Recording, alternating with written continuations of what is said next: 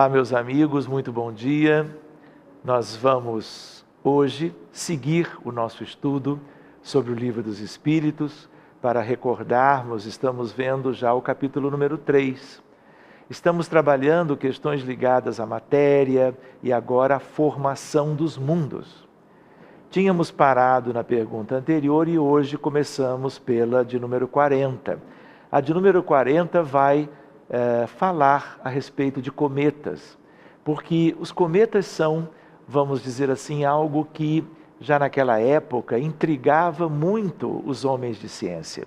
E aí Allan Kardec pergunta: serão os cometas, como agora se pensa, um começo de condensação da matéria, mundos em vias de formação? Muito bem, de lá para cá, o conhecimento da astronomia trouxe inúmeros progressos e também uma ideia melhor do que são os cometas. Então, na verdade, ao contrário de estrelas, planetas e outros corpos celestes, os cometas são mais específicos do sistema solar.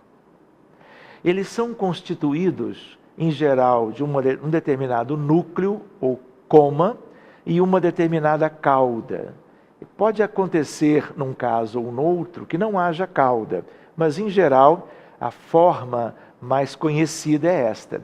E são elementos muito bonitos quando vistos no céu à noite. Mas eles são do nosso sistema, o que não quer dizer que em outros sistemas solares ou estelares eles também não existam. Isso tudo vai depender de como são esses outros sistemas. No nosso, eles existem. Eles são alguns periódicos, outros constantes. Eles têm uma constituição ligada a gelo, a poeira estelar e outros elementos menos específicos. E eles dependem do Sol, dependem propriamente da luz solar, de vento solar, e que são propriedades típicas conhecidas aqui. Mas na época não se sabia disto. E a pergunta então é esta, não é? Mundos em vias de formação, começo de condensação de matéria? Pois bem, eles podem ser pequenos, podem ser maiores, mas olhem a resposta dos espíritos. Isso está certo. Absurdo, porém, é acreditar-se na influência deles. Porque havia a crença de que os cometas trariam uma influência muito grande na vida das pessoas. De tal maneira que havia pessoas que temiam por suas vidas quando do prenúncio ou mesmo da verificação nos céus da época da presença dos cometas. E aí a espiritualidade descarta isto como algo significativo, dizendo assim. E aí ele quis dizer: refiro-me à influência que vulgarmente lhes atribuem, porquanto todos os corpos celestes influem de algum modo em certos fenômenos físicos. Em fenômenos físicos, isso é natural. Nós não temos o efeito do satélite natural da Terra, que é a Lua, em relação às marés, por exemplo. É um exemplo típico de ação magnética, de um magnetismo conhecido da ciência convencional e que modifica propriamente as marés dos mares da Terra ciclicamente. Então, o que ele quer dizer aqui, a espiritualidade, através daquela resposta, é de que todos os corpos celestes se influenciam mutuamente, de um modo ou de outro, porque a matéria faz isso. Elementos que constituem a matéria dos corpos celestes são elementos que geram campos, são campos gravitacionais, são campos eletromagnéticos, são campos nucleares, fracos ou fortes. Isso tudo exerce influência entre eles, entre si, mas não aquela influência, vamos dizer assim, a nível propriamente mental, a nível da vida das pessoas. Então, isso eles queriam descartar, como se os cometas, então, não tivessem essa importância. Muito bem, na pergunta 41, pode ser um mundo completamente formado e desaparecer e disseminar-se de novo no espaço a matéria que o compõe? É uma pergunta linda, né? Que já se podia admitir, feita muito bem naquela época, e a espiritualidade diz sim, Deus renova os mundos como renova os seres vivos. E aí uma ideia, que é uma ideia preciosa para nós.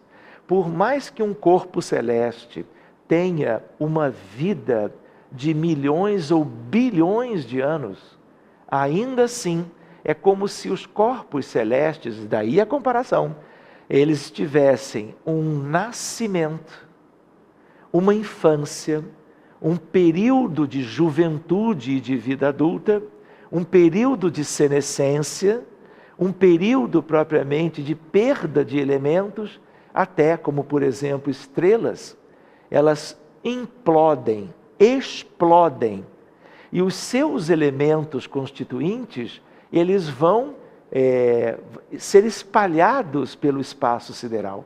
E esses elementos não se perdem, eles vão se reaglutinar de forma diferente no futuro, após estas grandes explosões estelares, e isso tudo vai dar origem a elementos novos, que serão gradativamente formados dentro de uma perspectiva da própria criação. Essas leis nós estamos, de uma maneira incipiente, conhecendo agora. Mas nós temos muito que estudar, não só nesta obra, mas em termos da ciência como um todo, para determos cada vez de uma maneira mais simples, mais definitiva, como as coisas se dão na vida universal. Seja como for, a ideia da renovação dos mundos. Não é verdade que os corpos, que são os corpos físicos das criaturas, que são os animais, o ser humano, tudo isso é passível de transformação? Os elementos que constituem a nossa matéria hoje, daqui a 30 anos, são elementos na sua origem, na sua essência, diferentes. Porque células, por exemplo, morrem todos os dias. Por exemplo, da nossa pele. E a nossa pele se renova em períodos determinados de tempo. E se a pele se renova, as células dela se renovam, significa que os seus elementos moleculares e atômicos também se modificam e se renovam. Então essa é uma ideia boa de nós conhecermos e que a espiritualidade como que já nos adiantava naquele período lá, na altura de 1857. Ainda sobre a formação dos mundos, e este item do capítulo número 3, nós vamos ver a 42, que diz: poder-se-á conhecer o tempo que dura a formação dos mundos? Da Terra, por exemplo. E vejam que curioso isso, meus amigos. O próprio Espírito, que poderia trazer algo mais concreto, diz: nada te posso dizer a respeito, porque só o Criador o sabe, e bem louco será quem pretenda sabê-lo, ou conhecer que o número de séculos, ou qual número de séculos, dura essa formação. Vejam que curioso isso. Naquela época, esse Espírito deu essa resposta. Vejam só. E nós estávamos dizendo num outro programa, ou agora há pouco, que nós temos uma noção, por exemplo, de como esse universo, com esse feitio, com essas características, como que ele começou e quando. E eu citei lá atrás uma ideia de um tempo que é conhecido dos astrônomos, astrofísicos e cosmólogos, que é 13,7 bilhões de anos. Então todas as estrelas conhecidas, todas as galáxias vieram depois disso. Portanto, mesmo nós encarnados, nós já podemos ter noções a respeito. E naquela época, eles diziam, olha, nem ele, espírito, sabia alguma coisa sobre isto. Mas se nós sabemos hoje, os espíritos também passaram a saber. E é claro, hoje eles detêm muito mais conhecimento do que nós. Muitos deles que viveram na época da codificação, reencarnaram de lá para cá e contribuíram propriamente com a ciência universal também. E eles também se adiantaram nesse conhecimento. Então, aquilo que naquela época podia parecer loucura, querermos conhecer o tempo de formação dos mundos, hoje para nós já não é loucura. Não é verdade? Não faz sentido querermos conhecer estas coisas, tanto faz sentido que os homens de ciência estão debruçados sobre essa busca, sobre estes aspectos que nós todos gostaríamos de saber muito bem e com detalhes. Verdade? Pois bem, nada te posso dizer a respeito, porque só o Criador o sabe. Na verdade, só o Criador nas questões mais definitivas do conhecimento. Mas questões relativas ou relativizadas, essas questões nós e eles já podemos como que conhecer ou nos adiantar. Verdade? Sigamos. Na pergunta número 43, nós vamos ver uma outra questão, que é a questão da formação dos seres vivos. É um item do capítulo número 3. Quando começou a terra a ser povoada? O Espírito responde: no começo tudo era caos. Os elementos estavam em confusão. Pouco a pouco, cada coisa tomou o seu lugar. Apareceram então os seres vivos apropriados ao estado do globo. E essa é uma frase, resposta, claro, que resume mesmo conhecimentos que vieram depois. Quando nós analisamos, portanto, o livro A Caminho da Luz, do Espírito Emmanuel, pela mediunidade de Francisco Cândido Xavier, nós vamos ver Emmanuel mostrando mais para nós aspectos já da ciência oficial ou acadêmica sobre isto, e fazendo propriamente correlações com o que ele conhecia como espírito desencarnado, tendo acesso a aspectos que nós aqui ainda nem conhecíamos. Portanto, a ideia de que tudo era o caos. Então, nós nos lembramos do livro A Caminho da Luz, quando Emmanuel fala: a terra mal se esfriava. Portanto, aquela incandescência de bilhões de anos atrás era como um turbilhão de matéria, de fluidos, de energia, de luzes, de expressões as mais variadas, de tal maneira que tudo aquilo foi como que se acalmando, foi como que se modificando, se estruturando e compondo os mais diversos aspectos da vida planetária, incluindo o que mais adiante nós chamaríamos os reinos da natureza planetária: o reino mineral, o reino vegetal, o reino animal e assim sucessivamente até a existência propriamente do homem ou da criatura humana. Verdade? Portanto, na pergunta número 44, de onde vieram para a Terra os seres vivos? E aí os Espíritos dizem: a Terra lhes continha os germes, que aguardavam o momento favorável para se desenvolverem. Os princípios orgânicos se congregaram desde que cessou a atuação da força que os mantinham afastados e formaram os germes de todos os seres vivos. Esses germes permaneceram em estado latente de inércia, como a crisálida e as sementes das plantas, até o momento propício ao surto de cada espécie.